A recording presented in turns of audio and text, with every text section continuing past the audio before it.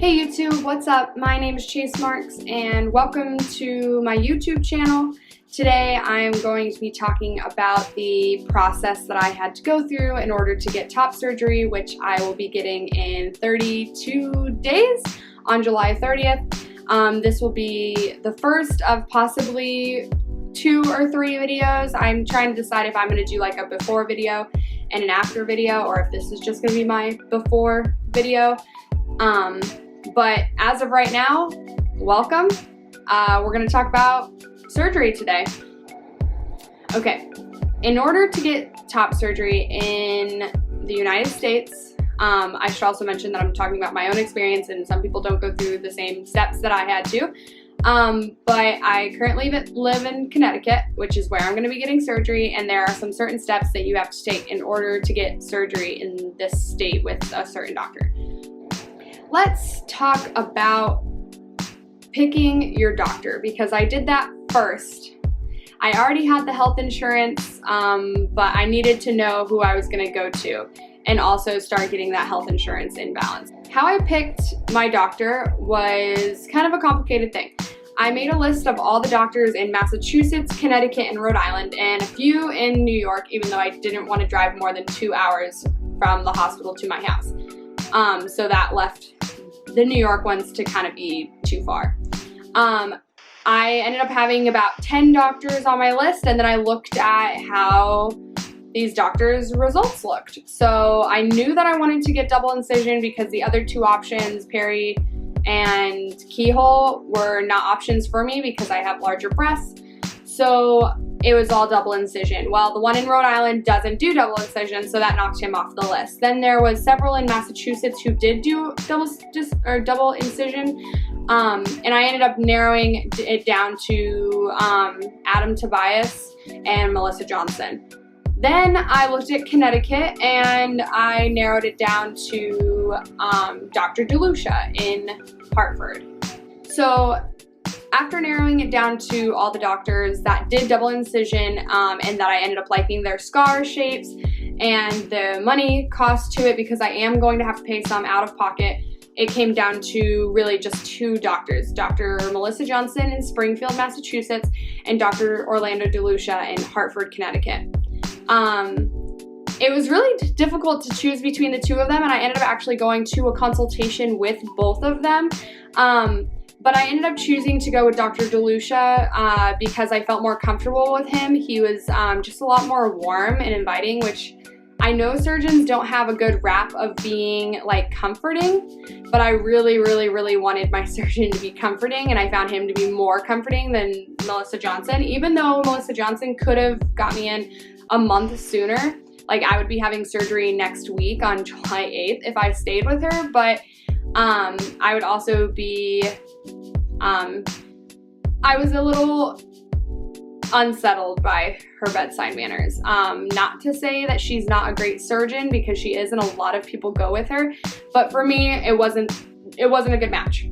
So I chose Dr. DeLucia. Now let's talk about the complicated sides behind choosing a doctor, which is insurance. Insurance is always complicated. If you want to go without insurance, you totally can, but I don't have $6,000 to just dish out, especially when insurance is only going to make me pay like $2,200. I will take $2,200 over $6,000 to $8,000 any day. So I went the insurance route. I have Anthem Blue Cross Blue Shield of Connecticut, and I have a deductible of $750, and I have to pay 10% up to $1,500, which then adds up together to be that $2,200 that I will pay once my surgery is done.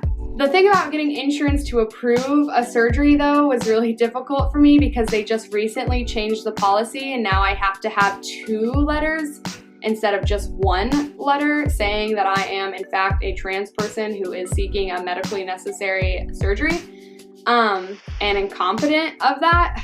It's so gatekeepy. Ugh.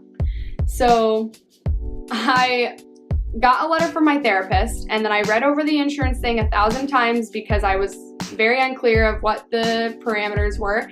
And the second letter had to come from someone who was not seeing me as my therapist and was also just an evaluative role, but also held one of a certain amount of degrees. So what did I do? I panicked for a very long time, and then I went to Planned Parenthood. Yay, Planned Parenthood! And when I got to Planned Parenthood, it was amazing because I was gonna get a general exam anyways, and I just literally asked the APRN, hey, can you write me a letter so I can get top surgery? And she had it in my hand, literally in my hand by the next day. And it worked. It got passed. All of my letters were approved. And some of the things I had to have in there were I had to see my therapist for at least 3 or 4 months. I had to be out fully as the opposite gender, which non-binary is now allowed, for 2 years. I don't think I have been out about it, but I've definitely, well, I know I haven't been out about being non-binary for 2 years, but I've been presenting more masculine for the past 4 to 5 years. Really, I'm just like a gender fluid person who doesn't like my breasts and needs them to go away, so my dysphoria stops. So somehow it worked though. The way the wording was perfect.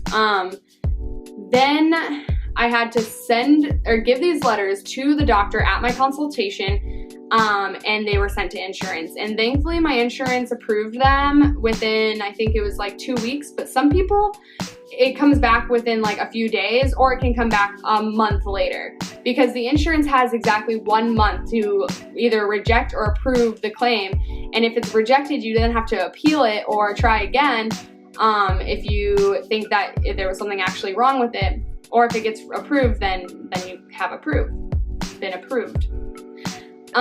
So mine was approved after 2 weeks, and now I've been anxiously waiting until my surgery date. I have a countdown on my phone. Here, I'll show you. Right here is my countdown. I have 32 days until my surgery. They're gonna call me the day before to tell me what time my surgery is gonna be at, and I'm gonna drive the hour to Hartford. Well, my partner's gonna drive the hour to Hartford, where I will be getting top surgery. And then this shirt will fit so much better.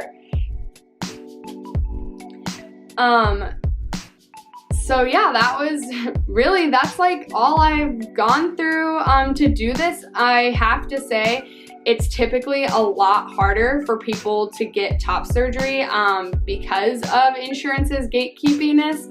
And I was one of the lucky ones who didn't have to go through a ton of bullshit in order to do this. And that is because I'm far more privileged than other people. I'm sure that a lot of people go through a lot of struggles in order to get the same exact surgery. And I wish that that wasn't the case, because it's really inappropriate, and it's like another version of policing our bodies, like policing trans bodies by gatekeeping. So shame on insurance for doing that, and shame on society for not normalizing transgender bodies. I would like to make a shout out to my partner though, who has helped me every step of the way during this process.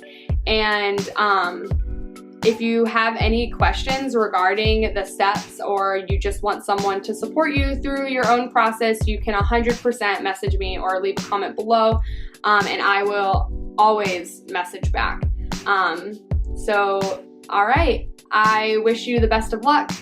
I hope you're having an amazing day, and stay tuned because there's more to come. See ya.